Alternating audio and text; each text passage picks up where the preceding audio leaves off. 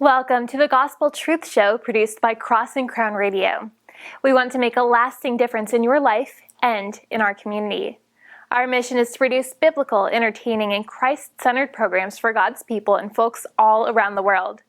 Post a comment or a question and sit back and enjoy the show. gospeltruthshow.podbeam.com. We're going to be talking about objective moral values and proof for the existence of God. We're going to give a couple standard proofs, ones that have been utilized numerous times, and then I'm going to give a formulation that seems to be assured and certain to give you full certitude that God must exist. So here's some of the standard ones. Since the immutable good God with universal reach exists, then immutable universal objective moral values exist. The immutable good God with universal reach exists, therefore immutable universal objective moral values exist. This utilizes God as a foundation, as a ground for knowledge. It affirms God as a presupposition, as a foundational axiom for knowledge and reason. God has the explanatory clout to be able to account for all things. Without God, ultimately, you cannot account for anything. So that's the reason for having that particular formation. The next formation, different argument, utilizing a similar subject. If immutable universal objective moral values exist, the immutable God with universal reach exists.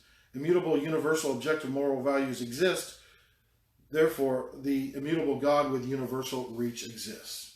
Now, Charles Krauthammer died recently, a few months back, and he wrote this about atheism. This guy was a man with great moral clarity, and this is what he said. Are atheists rational? He said this: I believe that atheism is the least plausible. Well, there are a lot of wild ones out there, but atheism is so contrary to what is possible. What the universe created itself ex nihilo? Atheism. Talk about a violation of human reason. Atheism is off the charts. That's what Krauthammer said.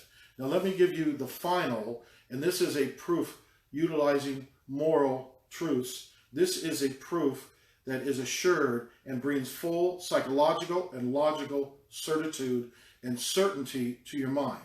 Here it is. Objective moral values exist. You say, well, I deny the first premise. I can understand that. Some atheists would do that, not too many. But then you would have to say that killing women for fun is not always morally wrong. That people can kill women for fun and it's not morally wrong. I would say that is immutably wrong, and it would be very, very difficult to argue against that. So, objective moral values exist. Objective moral values have the attributes of being immutable and immaterial. The mutable material cosmos and the mutable material humanity within lack the attributes of being immutable and immaterial. The mutable material cosmos and humanity within cannot account for objective moral values.